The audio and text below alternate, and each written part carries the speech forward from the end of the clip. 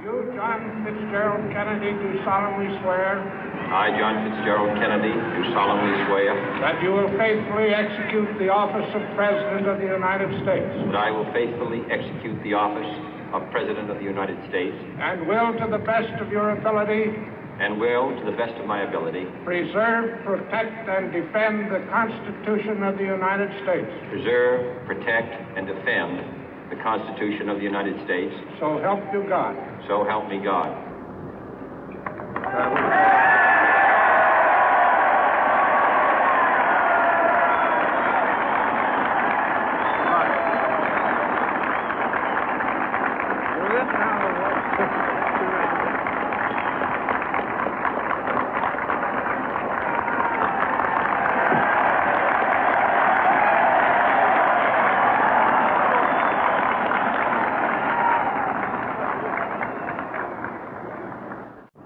Vice President Johnson, Mr. Speaker, Mr. Chief Justice, President Eisenhower, Vice President Nixon, President Truman, Reverend clergy, fellow citizens. We observe today not a victory of party, but a celebration of freedom, symbolizing an end as well as a beginning, signifying renewal as well as change. For I have sworn before you and Almighty God the same solemn oath our forebears prescribed nearly a century and 3/4 ago. The world is very different now, for man holds in his mortal hands the power to abolish all forms of human poverty and all forms of human life. And yet the same revolutionary beliefs for which our forebears fought are still at issue around the globe. The belief that the rights of man come not from the generosity of the state, but from the hand of God. We dare not forget today that we are the heirs of that first revolution. Let the word go forth from this time and place to friend and foe alike that the torch has been passed to a new generation of Americans born in this century, tempered by war, disciplined by a hard and bitter peace, proud of our ancient heritage, and unwilling to witness or permit the slow undoing of those human rights to which this nation has always been committed and to which we are committed today at home and around the world.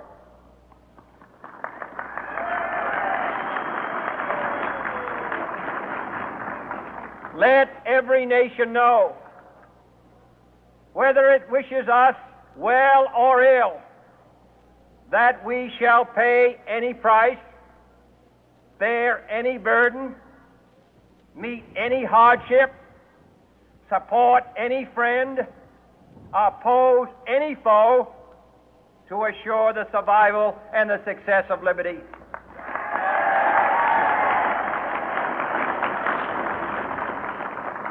This much we pledge and more.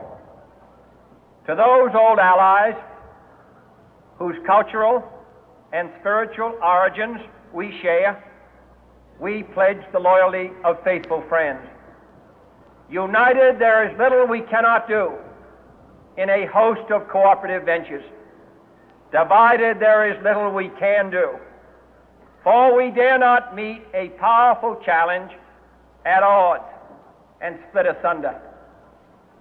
To those new states whom we welcome to the ranks of the free, we pledge our word that one form of colonial control shall not have passed away, merely to be replaced by a far more iron tyranny. We shall not always expect to find them supporting our view, but we shall always hope to find them strongly supporting their own freedom, and to remember that in the past, those who foolishly sought power by riding the back of the tiger ended up inside.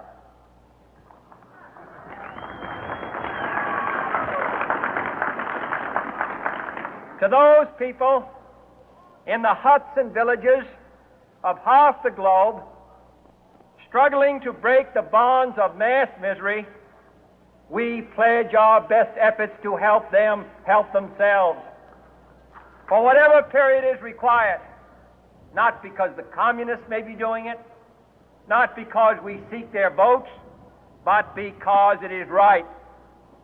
If a free society cannot help the many who are poor, it cannot save the few who are rich.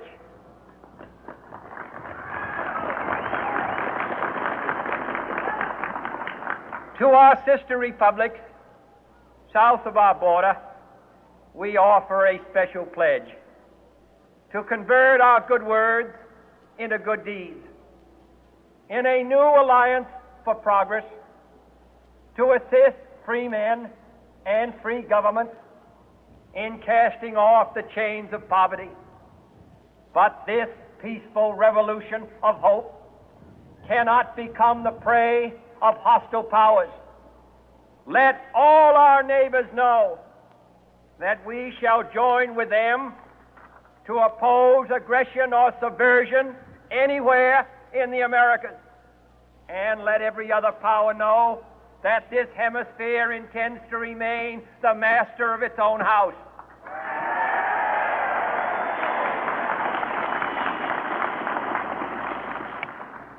To that World Assembly of Sovereign States, the United Nations, our last best hope, in an age where the instruments of war have far outpaced the instruments of peace, we renew our pledge of support to prevent it from becoming merely a forum for invective, to strengthen its shield of the new and the weak, and to enlarge the area in which its writ may run. Finally, to those nations who would make themselves our adversary, we offer not a pledge, but a request that both sides begin anew the quest for peace.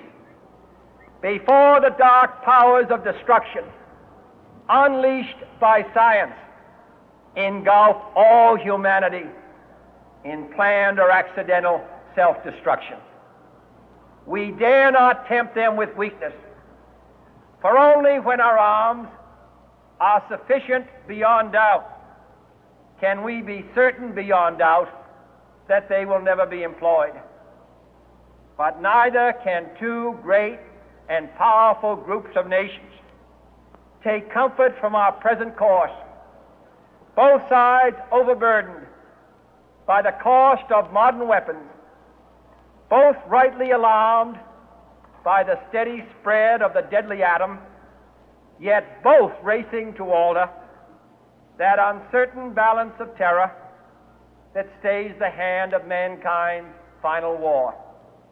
So let us begin anew, remembering on both sides that civility is not a sign of weakness, and sincerity is always subject to proof. Let us never negotiate out of fear, but let us never fear to negotiate.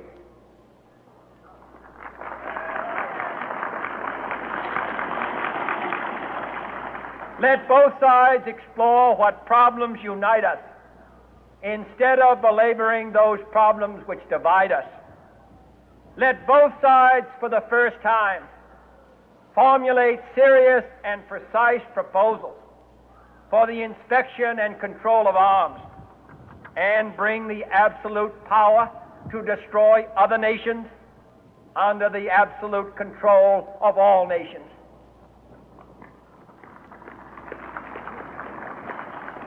Let both sides seek to invoke the wonders of science instead of its terrors.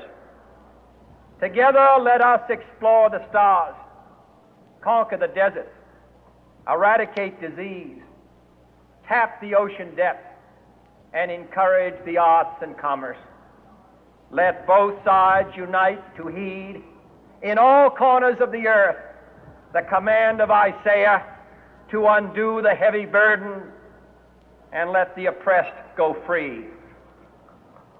And if a beachhead of cooperation may push back the jungle of suspicion, let both sides join in creating a new endeavor, not a new balance of power, but a new world of law, where the strong are just and the weak secure and the peace preserved. All this will not be finished in the first 100 days, nor will it be finished in the first 1,000 days, nor in the life of this administration, nor even perhaps in our lifetime on this planet. But let us begin.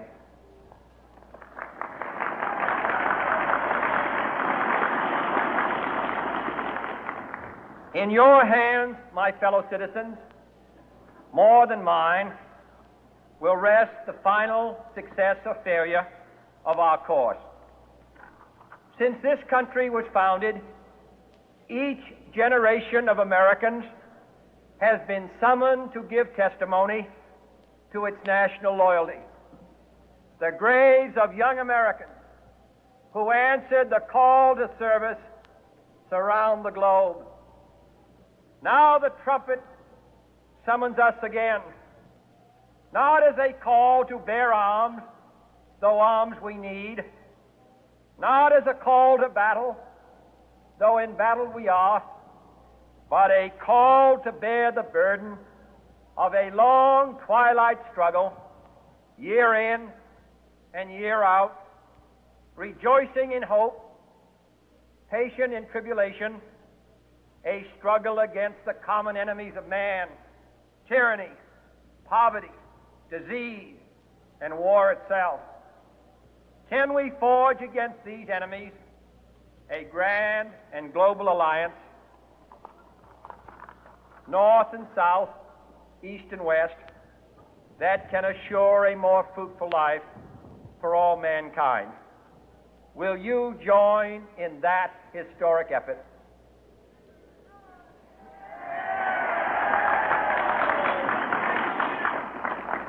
In the long history of the world, only a few generations have been granted the role of defending freedom in its hour of maximum danger. I do not shrink from this responsibility. I welcome it.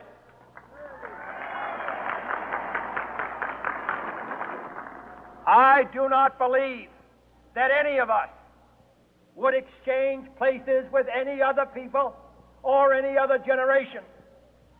The energy, the faith, the devotion which we bring to this endeavor will light our country and all who serve it. And the glow from that fire can truly light the world. And so, my fellow Americans, ask not what your country can do for you, ask what you can do for your country.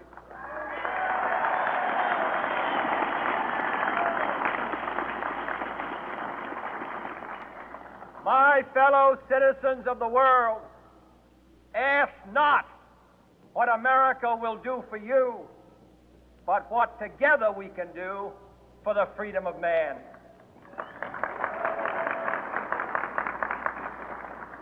Finally, whether you are citizens of America or citizens of the world, ask of us here the same high standards of strength and sacrifice which we ask of you.